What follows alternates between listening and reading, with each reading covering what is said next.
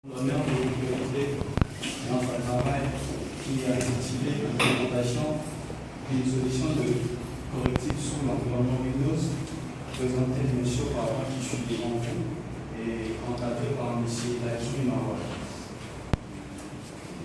Nous allons débuter notre travail, notre exposé avec un plan qui consistera en introduction. Et ensuite parlera de la présentation du projet. Et après, nous parlerons aussi des notions sur la sécurité informatique, les quelques objectifs de l'ESIS qui est notre savoir-faire, la mise en place de la solution, comme on a retenu, le test et analyse de résultats, et enfin la conclusion. Concernant l'introduction, les entreprises évoluent dans un monde compétitif et concurrentiel. En fait, aujourd'hui, nous tous nous remarquerons que tous nos systèmes informatiques sont exposés en permanence par des attaques et des menaces, d'où par des attaques et des menaces, il est nécessaire de protéger et de gérer les déploiements de nos collectifs. Des fois, nous oublions et nous négligeons de faire le mise à jour. Et cela pose beaucoup de problèmes au niveau de l'administration. L'administrateur trouve beaucoup de problèmes pour surveiller et gérer la mise à jour de son parc informatique. La présentation de notre projet, notre projet consiste à construire une infrastructure de la base de gestion de mise à jour, de mettre en place une solution facile d'utilisation complexe pour télécharger et distribuer le mise à jour de produits Microsoft. En fait, ici, notre travail vise à cibler le produit, à cibler le mise à jour de produits Microsoft, d'optimiser l'utilisation de la bande passante qui est le volume maximal des données pouvant être transitées sur un chemin de données en cours. Et en parlant de l'objectif de notre projet, en fait, imaginons que nous sommes dans une entreprise ou dans un organisme et que toutes les machines veulent se connecter sur Internet pour télécharger les mises à jour. Cela posait beaucoup de problèmes au niveau de la bande passante. Avant, Microsoft utilisait la méthode était toutes les machines vont aller sur Internet, se connecter et télécharger les mises à jour. Notre méthode était l'administrateur muni d'un support. L'administrateur muni d'un support de correctif, bien sûr, parcourait tout le système et toutes les machines qui sont dans son entreprise pour bien sûr implémenter la mise à jour. Et cela posait, ces méthodes entraînaient beaucoup de problèmes au niveau de la bande passante, vu que tous les utilisateurs voulaient se connecter sur Internet pour télécharger les mises à jour. Et on avait un autre problème de temps, vu que l'administrateur voulait parcourir toutes les machines de son parc informatique, et cela entraînait beaucoup de problèmes au niveau de la bande passante.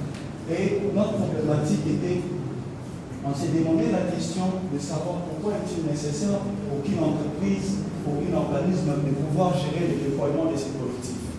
En fait, durant le déroulement de notre travail, on a pu trouver des réponses sur notre problématique en fait. La solution, les réponses qu'on a trouvées sur notre problématique était les organismes veulent contrôler leur système, les entreprises veulent contrôler leur système. Et si, par exemple, l'administrateur ou les utilisateurs qui sont dans cette entreprise ne font pas de mise à jour ou bien ne suivent pas de mise à jour, cela posait beaucoup de problèmes. D'où a été notre problématique. Nous allons ensuite parler sur la sécurité informatique. L'objectif de la sécurité informatique et d'assurer la continuité des activités de l'entreprise, de minimiser le risque des dommages en prévenant et en réduisant les impacts des incendies de sécurité. En fait, la sécurité informatique vise 6 objectifs principaux qui sont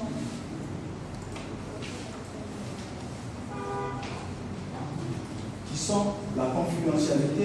En fait, l'information est illisible et incompréhensible aux personnes qui ne sont pas autorisées à les recevoir. De la non-répétition.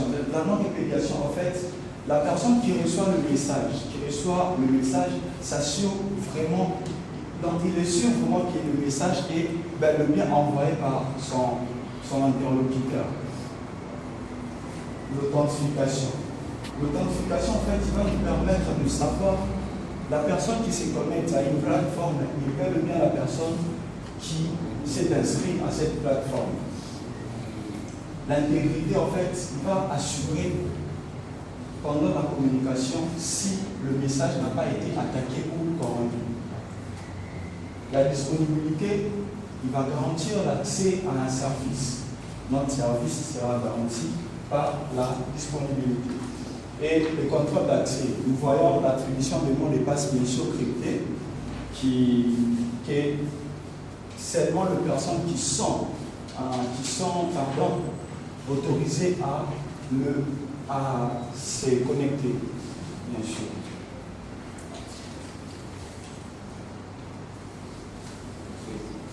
Et nous allons aussi parler de quelques technologies de sécurité. Nous avons le vulnérabilité, qui est une faille ou une faiblesse dans le système informatique.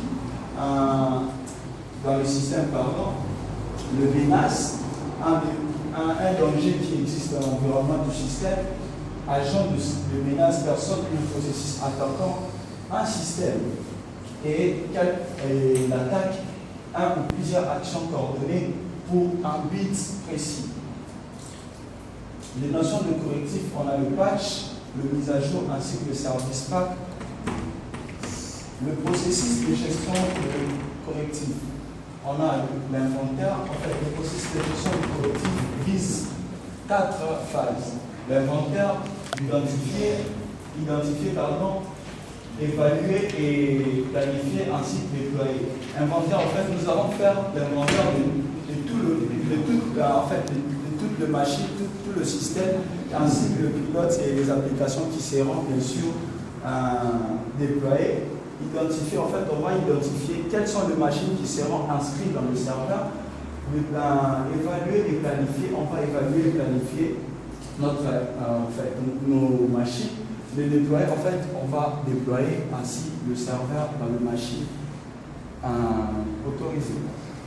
L'objectif de notre W6 qui est notre serveur est de construire l'infrastructure de la base de gestion de mise à jour, de créer une solution facile d'utilisation complexe pour télécharger et distribuer les mises à jour critiques ou non, rapport centralisé, système ou application. Le produit, bien sûr, supporté par notre serveur est Windows 2003 avec ses versions ultérieures, 2007, ainsi de suite. Et tout le produit Microsoft, bien sûr. Ici, l'aperçu de notre solution, en fait, la solution qu'on a retenue pour notre travail est W6. En fait, ici, nous allons vous expliquer comment le mise à jour se passe. En premier, l'administrateur souscrit à certaines catégories de mise à jour et le serveur télécharge la mise à jour depuis le site de Microsoft que l'image vous montre. Le client s'enregistre auprès du serveur. Là, on arrive à l'étape d'inscription en fait. Nous allons inscrire chaque machine à cet serveur pour qu'il puisse bénéficier de mise à jour.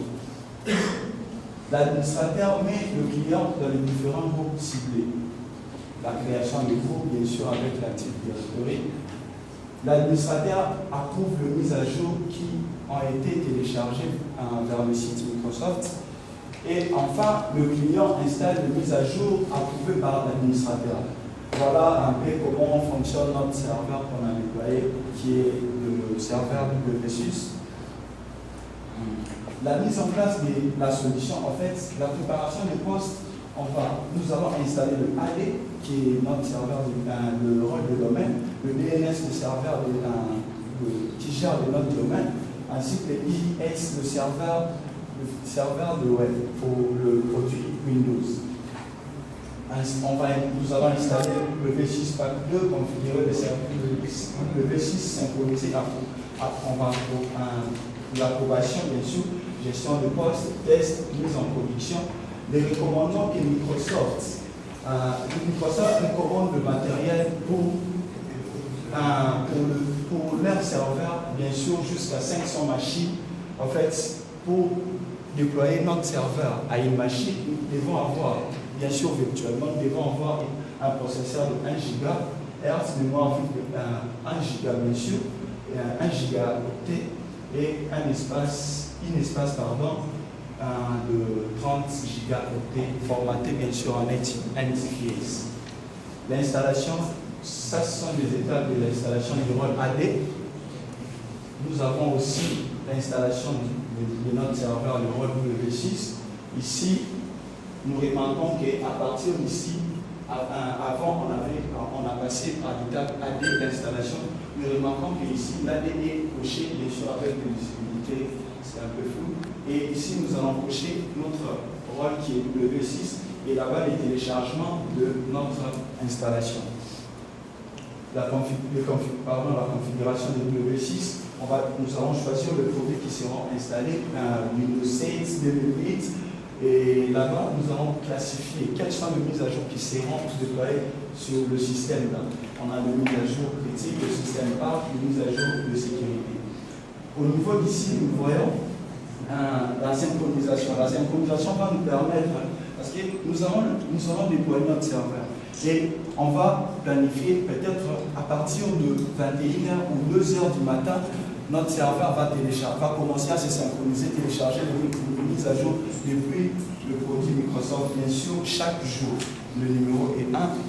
Et voici le console administration de notre serveur. Après avoir téléchargé les mises à jour, il va afficher cette console. Le test est un MBSAM pour le client. En fait, avant de lancer les mises à jour, nous allons lancer ces tests pour savoir quels sont les produits qui manquent de mise à jour, quels sont les produits qui les mises à jour ont été bien installés. On va lancer notre test avant la synchronisation de notre serveur. Les groupes ciblés, bien sûr,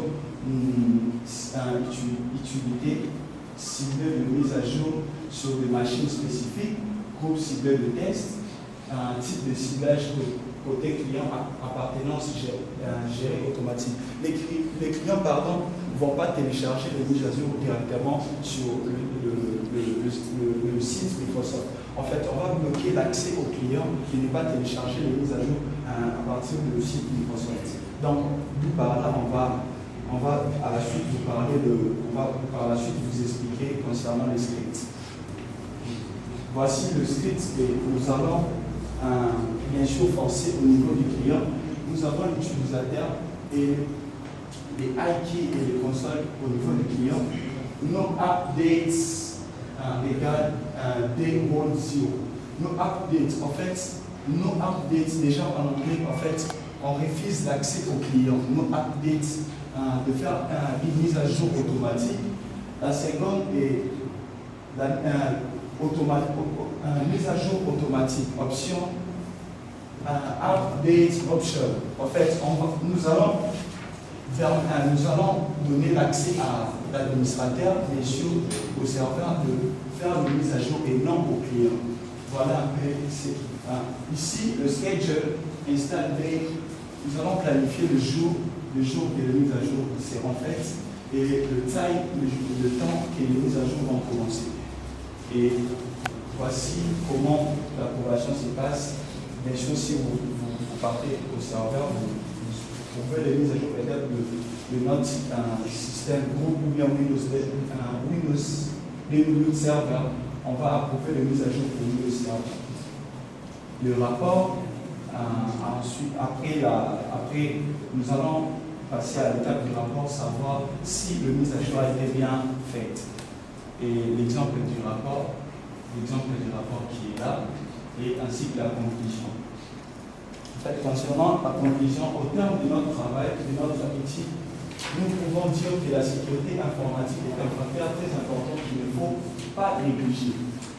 En tout système informatique, informatisé, non sécurisé, s'expose à bon nombre de problèmes comme le faille et le problème qu'on venait de vous citer sur la présentation de notre serveur.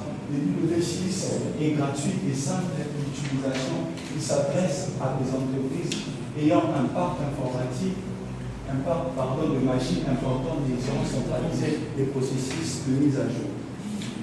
Et là, nous sommes au niveau de la lithographie. Là où on a pu trouver les ressources, là où on s'est ressourcé pour avoir des informations. Merci pour votre attention. Merci beaucoup donc, pour la clarté de ton exposé. Malgré le déplacement du temps qui t'a été alloué, je passe directement la parole donc, à votre rapporteur. Merci M. Hicham. M. Abraham, est-ce que vous pouvez venir au diapo numéro 5? Oui, diapo numéro 5.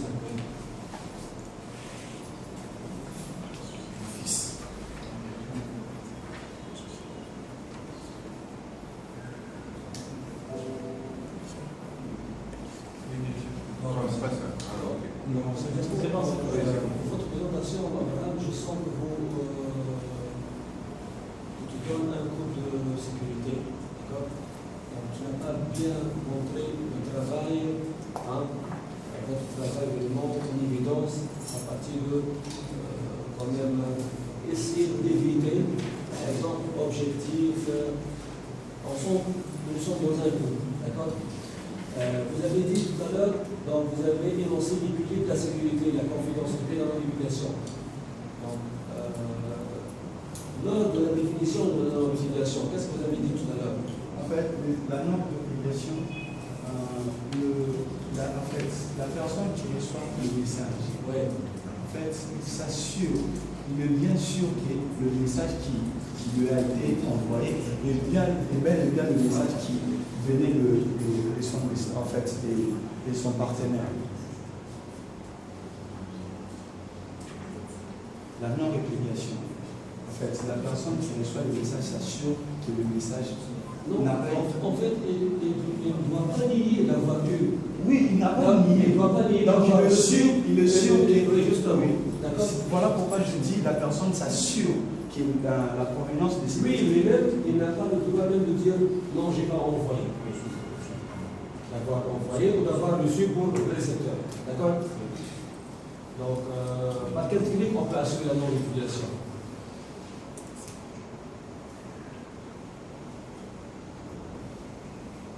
Bien sûr, à l'échange peut-être les entreprises qui évoluent déjà, qui travaillent déjà bien sûr longtemps, qui ont déjà des relations entre eux. Je dois passer. Diapo 11. Si vous montez le 11. Hein?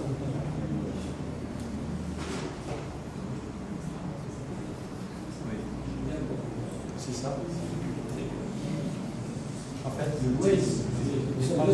Vous avez mis quoi? Ça donne quoi? WSUS. Ah, c'est une erreur de. Utilise WSUS et WSUS. Et la numérotation.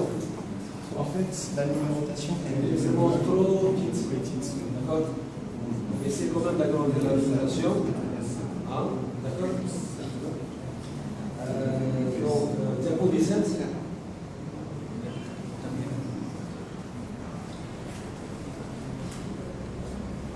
Donc, vous avez quelques diapos qui sont déjà achetés. Essayez de mettre le nom de la figure quand même. Hein? Les noms de la figure. Oui, essayez de partager ce diapo en deux, par exemple, votre diapositive. Et vous pouvez mettre en évidence c'est quoi le test. Hein? Donc, à partir de ce Vous êtes d'accord? Donc, je vais commencer par juste le remarque de fond. Un remarque de fond pour votre rapport. Donc, je dois commencer par la première partie, c'est on parle directement la table d'automatique et automatique, c'est bon. Hein? Vous pouvez identifier la mise en forme, c'est la taille. La liste des figures. Hein? C'est automatique. Juste essayer d'apprendre d'éviter, par exemple, figure 1, figure 1. Essayez de mettre de la même style, c'est-à-dire figure telle. Hein? Essayez de ne pas distinguer entre annexe et. Donc, toutes sont des figures. Hein? Et même les annexes sont des figures, donc ils sont intégrés toujours avec les autres figures, de manière automatique. D'accord? Donc, juste, c'est automatique, mais cette remarque à éviter. Hein? D'accord? Donc, pour les listes acronymes, pour les listes tableaux, vous avez un seul tableau. Ne mettez pas des tableaux. Ne mettez pas des tableaux, liste des tableaux. Un seul tableau. Vous avez une liste. Oui, d'accord. Vous avez une liste. Vous avez un seul tableau. Donc, liste d'acronymes. Donc, ne mettez pas les détails dans les acronymes. C'est quoi un acronyme? Donc, essayez d'identifier les mots. Par exemple, GPO, c'est quoi? Mais ne mettez pas de définition. D'accord? Donc c'est trop chargé et avec plus. Donc c'est bien défini, c'est bien détaillé, non? Donc pour les acronymes, juste pour annoncer les acronymes. Et ne mettez pas, par exemple, acte direct, mettez AD, deux points, acte direct, d'accord? Mais ne mettez pas les définitions. D'accord? Donc ça, pour l'introduction générale, c'est bon. Regardez, c'est Abraham, toujours dans les rapports. On commence par une introduction et on termine par une conclusion. L'introduction et la conclusion ne sont pas numérotées. Ne sont pas inclus dans l'introduction et la conclusion. Ne sont pas numérotées. Donc vous devez quand même commencer par quoi? Toujours par une introduction dans chaque chapitre. Donc non, juste le chapitre numéro 1. Donc pour l'introduction générale, c'est bon. D'accord? Donc je commence, ça c'est une remarque qui a été. Donc, votre faute a été répétée tout le long du chapitre. Vous n'avez pas mis introduction et conclusion. Et même vous avez, ce que vous avez mis lorsque vous avez mis l'introduction, soit elle est numérotée, l'introduction, soit elle n'est pas numérotée. Donc vous n'avez pas respecté donc, le standard. D'accord? Aussi, Abraham, vous ne mettez pas les deux points dans l'écriture. Dans les titres, mettez les deux points. On ne met pas les deux points. C'est un modèle du PES qui. Non, pour le PES, donc on donne l'introduction, c'est pas du PES. Oui, justement. Oui, justement, oui. Non, c'est pas pour l'avancement de votre rapport. Je ne parle pas de l'avancement. Vous avez fait un bon avancement dans la rédaction du rapport. Mais dans chaque chapitre, vous devez respecter donc introduction puis une conclusion. D'accord? Merci.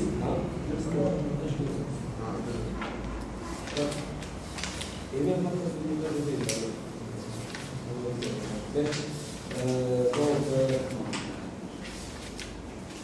oui, donc la page 6, par exemple, vous avez mis une introduction, mais numérotée. D'accord? Vous avez quand même revenir à utiliser l'introduction. Dans la conclusion de la page 7, ici, il y a une conclusion sans introduction. Donc, je dois avancer quand même. Donc, dans la page.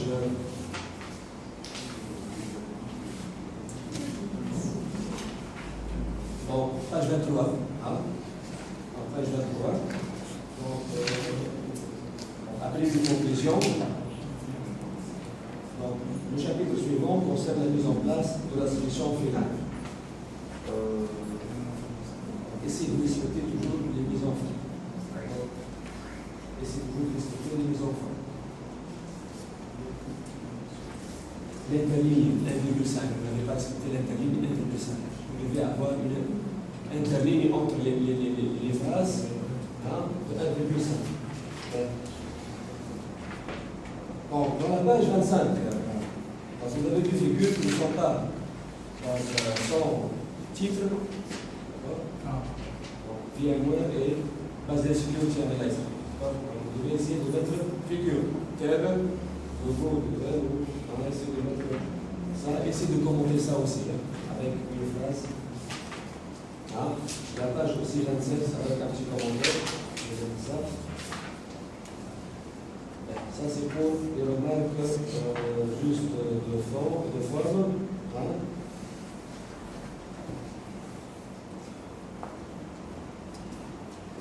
Je cherche la partie de géographie. Vous avez utilisé. C'est ça.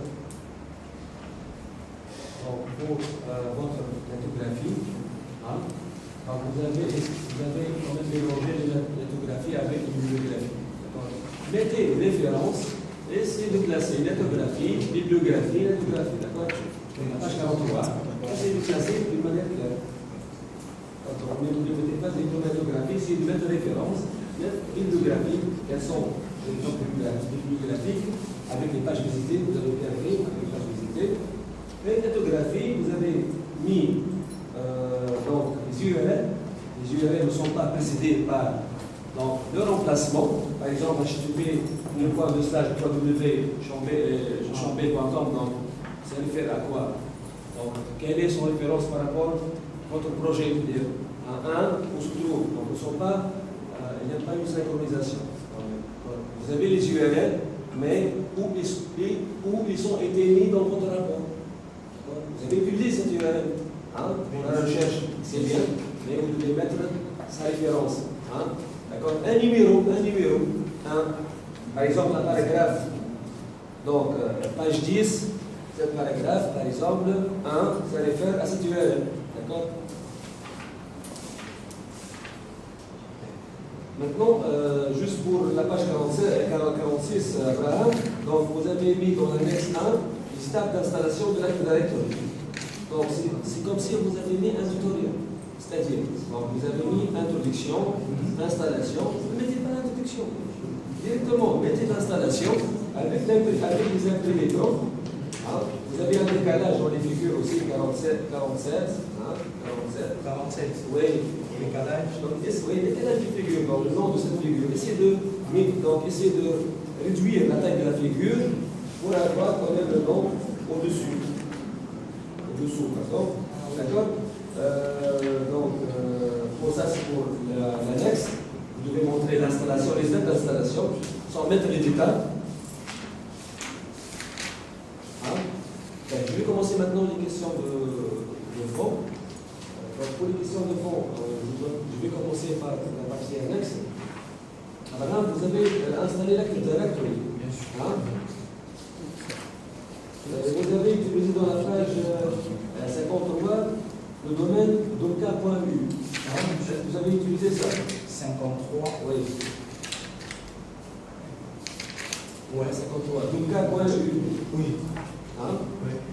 Oui, nous avons utilisé ça. Pourquoi vous avez utilisé le domaine doka, LetBIOS? En fait, c'était le domaine par défaut. On n'a pas voulu changer vu que. Par défaut, c'est pas par défaut, c'est-à-dire par défaut. Le domaine qui. Si vous installez les AD qui. Si vous allez fixer le domaine? Oui, bien sûr. Oui. Concernant notre travail, on n'a pas voulu, nous n'avons pas voulu de changer le nom de ce domaine. Oui, je sais. Donc chez vous, vous avez installé, en plus, ce sont des étapes d'installation de l'AD. Oui. Donc, mais vous avez mis doka.u. Pourquoi vous avez mis ça? Donc, j'aurais dû avoir, par exemple, autre nom, par exemple. Par exemple. Monsieur Wadi. Oui, par exemple. Pourquoi vous avez utilisé doka? Vous devez donner des noms significatifs quand même. C'est ça, Abraham, ou non? Hein? Avec des extensions significatives.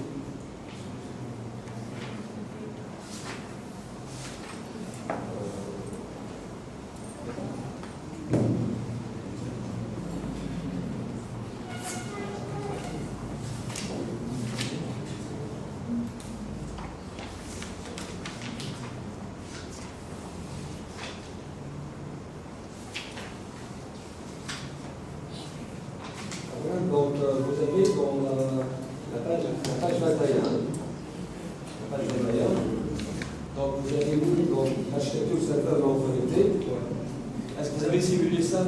Non, on va pas simuler ça. Vous n'avez pas utilisé une zone DMZ pour simuler, par exemple, donc la connexion en mode non connecté. Pourquoi vous avez mis cette... En fait, nous avons cité Oui. les différents serveurs et on a choisi le serveur qu'on a déployé. Parmi ces architectures, on a choisi un.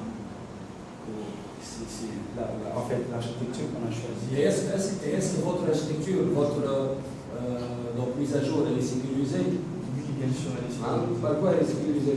Par le protocole SSL. Par défaut?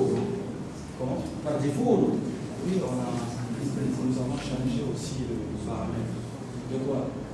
Oui, de la sécurité, vu que vous n'avez pas vérifié l'application. Non, je donne des questions selon, juste, je sais, non. Je sais les étapes d'installation, mais je vous donne des questions. Seulement, est-ce que vous avez utilisé, est-ce que vous avez sécurisé votre téléchargement, simplement? La sécurité de... Oui, bien sûr, on a sécurisé. Avec le protocole SSL, comment?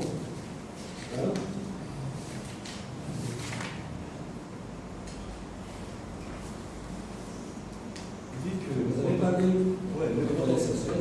Oui, vu que c'est un protocole de sécurité de mise à jour. Vu qu'on a utilisé ça, donc ça montre la suffisance que la mise à jour a été sécurisée. D'accord. Donc, je vous remercie encore pour votre travail et la qualité de votre présentation. D'accord? Et je donne la parole à M. Hicham. Merci beaucoup, donc, M. Walid, pour les remarques pertinentes. Sinon, je passe la parole à votre intervenant. Merci, M. le Président. Je félicite la décision pour le travail réalisé, pour les efforts faits pour mettre en place cette solution de mise à jour. Je voudrais aussi remercier M. le rapporteur pour les remarques et les questions pertinentes. Et juste, je veux revenir à la question posée par M. le rapporteur concernant la sécurité, c'est ça, la sécurité versus. Bon, en fait, dans notre solution, la solution qui a été mise en place, on n'a pas installé un firewall. Donc l'objectif, c'était de mettre en place une solution pour gérer les collectifs, une solution centralisée pour mieux gérer les collectifs systèmes d'impact informatique. Donc, ce n'est pas le but de mettre un firewall. Donc, le firewall, c'était. le but du firewall, c'est de protéger le réseau. Voilà.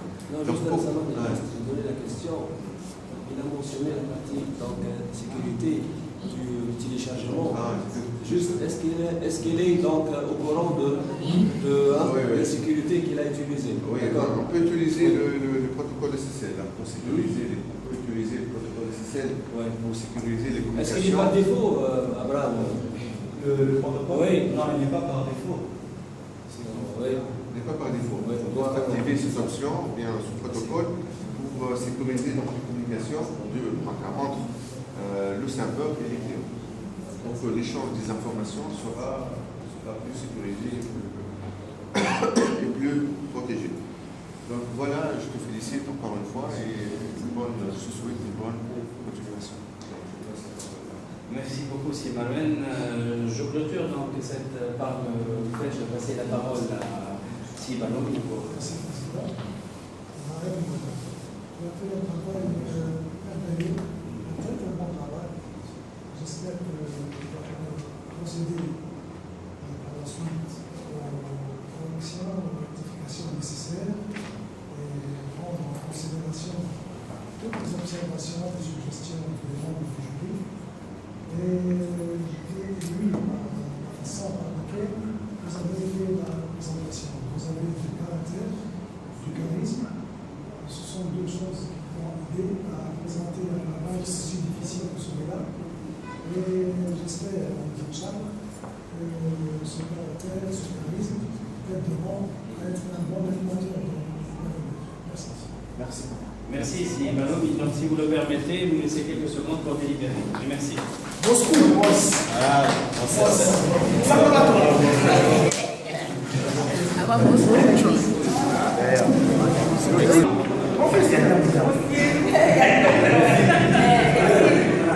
Fais, place.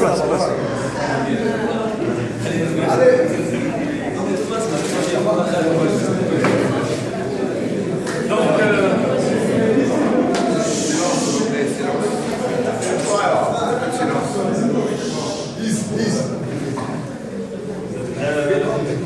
Monsieur Abraham, donc après délibération,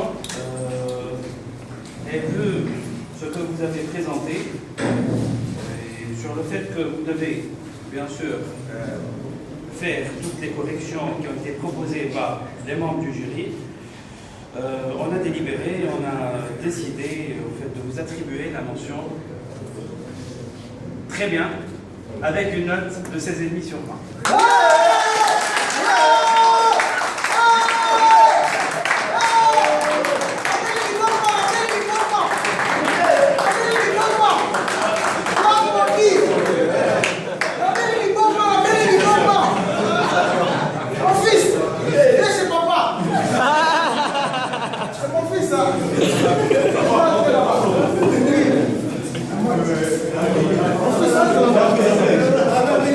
Ah oui, encore. La belle Liboma.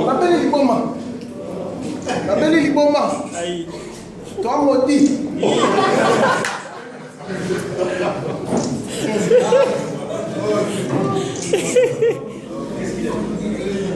tout cas, je suis devenu fou. C'est complètement énorme. Le social, oui. En tout cas, je vous remercie, papa. Oui, c'est mon fils. Oui. Je me suis battu beaucoup pour lui. Ah, c'est bien.